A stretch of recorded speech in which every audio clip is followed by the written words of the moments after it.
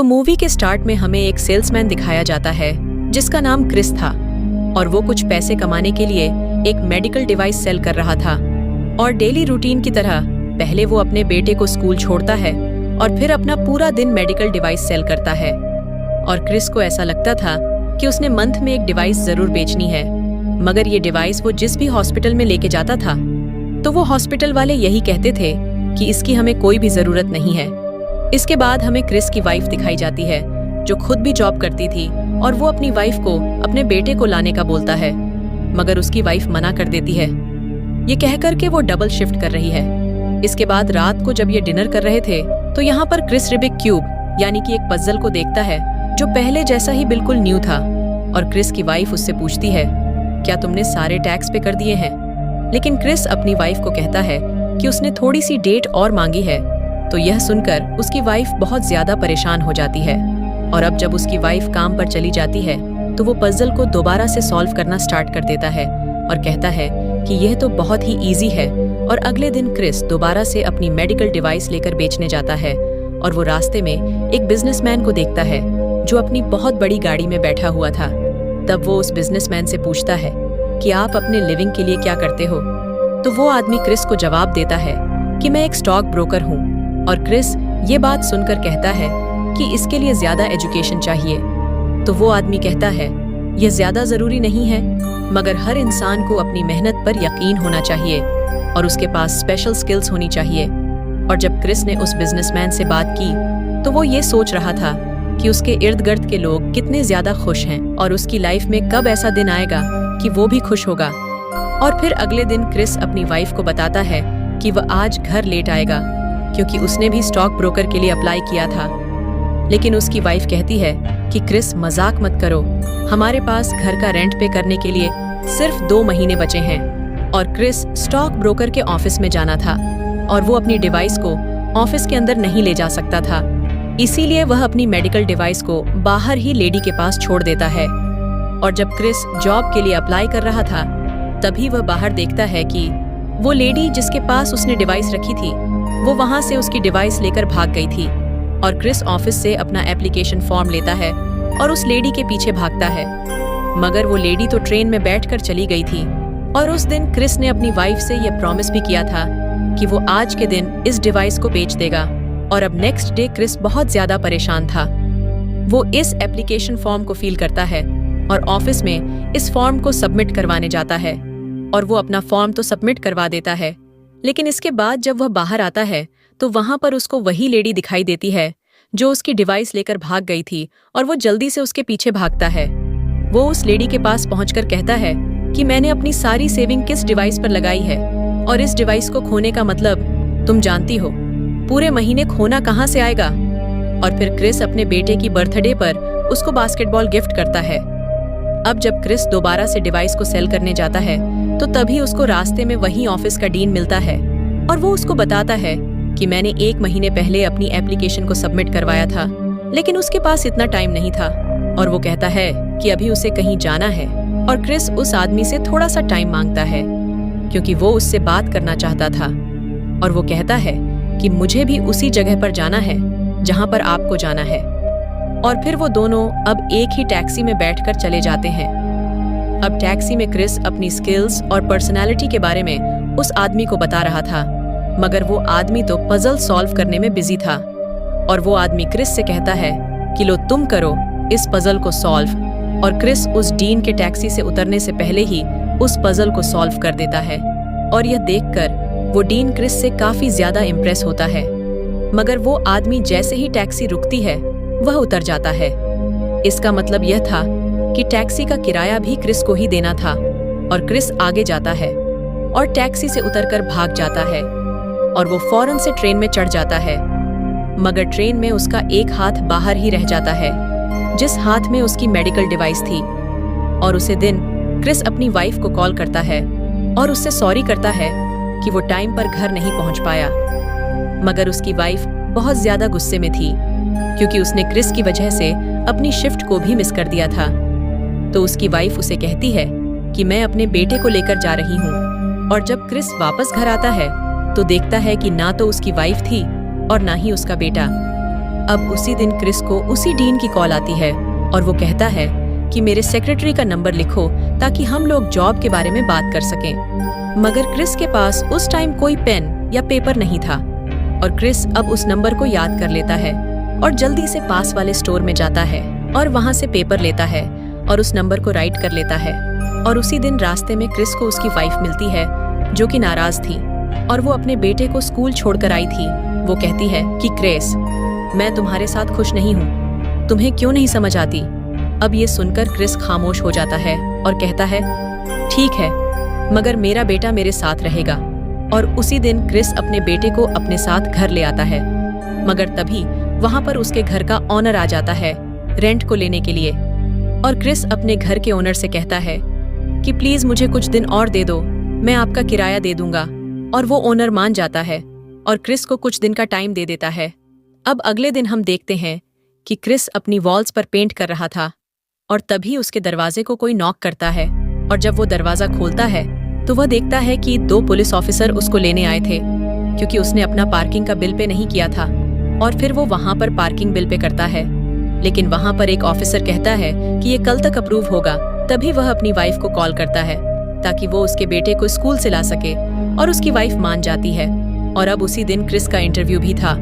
वो जल्दी से डीन के पास भागता है इंटरव्यू देने के लिए, मगर ये क्या, उसने तो वही पुराने कपड़े पहने हुए थे क्योंकि उसके पास ज्यादा टाइम नहीं था। और क्रिस जब ऐसी हालत में इंटरव्यू देने के लिए जाता है तो वो लोग बहुत ज्यादा हैरान होते हैं। तो क्रिस उनको बताता है कि कल वो अरेस्ट हो गया था और वो पुलिस स्टेशन से डायरेक्ट यहाँ पर इंटरव्यू देने आया है। और अब जब इंटरव्यू होता है तो वहाँ के जो मेन बॉस थे वो क्रिस से ज्यादा इम्प्रेस नहीं होते। हालांकि क्रिस ने वहाँ पर अपने इंटरव्यू में सबको हंसा दिया था और अब वो जो मेन बॉस था वो उसको हाँ बोल देता है। मगर क्रिस कहता है कि मैं इस जॉब के बारे में आपको सोच कर बताऊंगा क्योंकि यह अनपेड इंटर्नशिप जॉब थी और इसमें क्रिस को पहले पे नहीं किया जाएगा। मगर वो जो डीन था वो क्रिस से कहता है कि तुम अभी इस जॉब को कंटिन्यू करो। और इसके बाद क्रिस वापस घर आ जाता है और घर में उसकी वाइफ और उसका बेटा भी आ गए थे। और जब उसी रात क्रिस का बेटा सो जाता है तो उसकी वाइफ उसको बताती है कि वो न्यूयॉर्क जा रही है क्योंकि वहाँ पर उसको वेट्रेस की जॉब मिली है। और क्रिस मान जाता है, मगर वो बोलता है कि मेरा बेटा मेरे साथ रहेगा। और क्रिस की वाइफ को इस बात पर यकीन था कि वो अपने बेटे का उससे ज्यादा ख्याल रखेगा, इसीलिए वो बेचारी वहाँ से रोती हुई चली जाती है। अब अगले दिन क्रिस अपने बेटे को साथ लेता है और अपनी मेडिकल डिवाइस बेचने के लिए एक हॉस्पिटल में जाता है। और वहाँ पर हॉस्पिटल वाले उसकी मेडिकल डिवाइस लेने के लिए मान भी जाते हैं और वो उसको खरीद लेते हैं। और अब वहाँ पर क्रिस को थोड़ी सी तसल्ली हो गई थी कि उसके पास कुछ पैसे आ गए हैं। और फिर क्रिस अपनी इंटर्नशिप ट्रेड को सीखने के लिए जाता है। और अगले दिन क्रिस अपने बॉस से मिलता है तो वहाँ पर वो उनसे काफी ज्यादा बातें करता है। और तभी वहाँ पर उसको अपनी वही मेडिकल डिवाइस दोबारा से नजर आ जाती है जो उसने भागते हुए खो दी थी। और क्रिस उस आदमी को पकड़ने के लिए भागता है जिसके पास उसने मेडिकल डिवाइस देखी थी, मगर वह उस आदमी को नहीं पकड़ पाता और एक कार से क्रिस की टक्कर हो जाती है। और तभी वह देखता है कि उसका एक शूज गुम हो गया था और अब वो बगैर एक शोज के ही प्रोग्राम में चला जाता है। और नेक्स्ट सीन में हमें दिखाया जाता है कि क्रिस अपनी जॉब बहुत अच्छे तरीके से कर रहा था, मगर कोई भी इम्प्रूवमेंट उसकी जॉब में नहीं थी। इसीलिए वो अब अपने सीईओ से बात करता है और उसको उसके कंपनी के सीईओ मिल भी जाते हैं। और जैसे ही वह सीईओ से बात करने जाता है तो उसके इंटर्नशिप के बाद उसको पकड़कर बात करते हैं और कहते हैं कि क्रिस, मेरी कार दूसरी जगह पर पार कर दो। और इसी वजह से क्रिस अपने सीईओ से बात नहीं कर पाता। फिर उसी रात क्रिस अपने बेटे से कहता है कि बेटा, मेरी होने वाली मीटिंग में मेरी हेल्प करोगे तो हो सकता है कि हम बास्केटबॉल मैच देखने के लिए चले जाएं। और अब अगले दिन क्रिस सीईओ के घर पर जाता है और सीईओ ने क्रिस को एक चांस दिया और इसके लिए वह सीईओ को थैंक यू बोलता है। और सीईओ क्रिस और उसके बेटे को अपने साथ ले जाने का कहता है क्योंकि क्रिस ने ये कहा हुआ था कि वो बास्केटबॉल मैच देखने के लिए जा रहे हैं। तो गेम के दौरान वहाँ पर सीईओ क्रिस से बात करते हैं और वो कहते हैं कि मुझे तुम्हारी ऑफर्स अच्छी लगती है और ऐसी कोई बात नहीं है कि मैं तुम्हारी ऑफर्स को रिजेक्ट करूंगा। और अब क्रिस की लाइफ में थोड़ा सा सुकून आने लगा था। क्रिस की लाइफ थोड़ी सी अच्छी चल रही थी, मगर तभी उसी दिन क्रिस के बैंक से कुछ पैसे काट लिए जाते हैं अनपेड टैक्सेस की वजह से, जो उसने टैक्स पे नहीं किए थे, जिस वजह से क्रिस दोबारा से परेशान हो जाता है। और उसके पास अब थोड़े से पैसे रह गए थे। और इसके बाद क्रिस अपने एक फ्रेंड से पैसे लेने जाता है, जो कि क्रिस ने अपने फ्रेंड को कुछ दिन पहले दिए थे। मगर वो फ्रेंड कहता है, क्रिस मैंने तुम्हें तुम्हारे पैसे पहले ही दे दिए थे। और यह कहकर वो दरवाजा बंद कर लेता है। और अब क्रिस को उसकी डिवाइस मिल गई थी। वो जल्दी से अपनी डिवाइस को लेता है और जल्दी से वो अपनी उस मेडिकल डिवाइस को कभी इस हॉस्पिटल में तो कभी उस हॉस्पिटल में लेकर फिरता है, ताकि किसी ना किसी तरह ये सेल हो जाए और ये डिवाइस सेल कर कर क्रिस के पास थोड़े से पैसे आ जाएं। मगर तभी क्रिस को पता चलता है कि वो डिवाइस तो टूट चुकी है और एक हॉस्पिटल उसे खरीदने के लिए तैयार भी हो जाता है। मगर वहाँ के डॉक्टर्स कहते हैं कि जब ये डिवाइस ठीक हो जाएगी हम इसको तब खरीदेंगे। और अब क्रिस यहाँ पर बहुत ज्यादा परेशान था। और जब क्रिस अपने घर वापस जाता है तो वो देखता है कि यहाँ पर तो डबल परेशानी है। और वो ये कि क्रिस के घर के ऑनर ने उसके सामान को बाहर रख दिया था, क्योंकि उसने अपने घर का रेंट भी नहीं पे किया था। और अब क्रिस अपने घर का लॉक खोलने की कोशिश करता है, मगर लॉक भी चेंज हो गया था और क्रिस और उसके बेटे के पास कोई भी ऑप्टिन नहीं बचा था।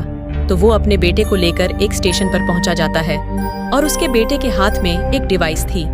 तो वो अपने बेटे से कहता है, बेटा ये कहीं टाइम मशीन तो नहीं है, हम इसको ऑन करेंगे और डायनासोर की दुनिया में चले जाएंगे।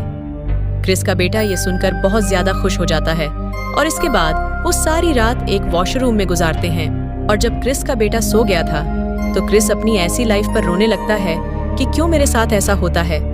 और जब सुबह होती है तो क्रिस अपने बेटे को लेकर होमलेस शेल्टर में जाता है, मगर वहाँ पर उनको रिजेक्ट कर दिया जाता है, क्योंकि वहाँ पर सिर्फ औरतें और बच्चे रहते हैं। फिर वो अपने बेटे को लेकर दूसरे होमलेस शेल्टर में जाता है, मगर वहाँ से भी उस बेचारे को निकाल दिया जाता है और आखिरकार उनको सिक्योरिटी के साथ रूम मिल जाता है।